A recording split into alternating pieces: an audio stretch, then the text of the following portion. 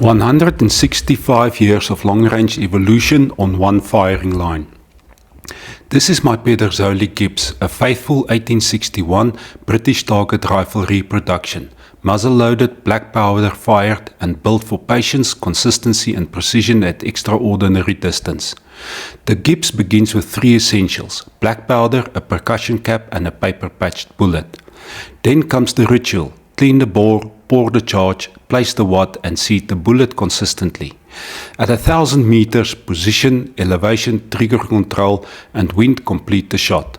Now compare it with my 7mm PRC, a modern long-range rifle using precision ammunition, advanced optics and ballistic data to engage targets at distances earlier marksmen could only imagine. With the 7mm PRC, the system is modern. A high BC 190 grain bullet, prepared brass, consistent powder charges and a precision optic.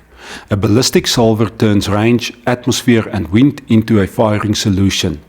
The shooter still has to execute, but higher velocity, efficient bullets and accurate data reduce time of flight, drop and wind drift.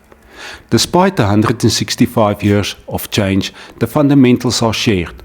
Behind either rifle, I need a stable position, correct elevation, a clean trigger press, disciplined follow-through and an honest wind call.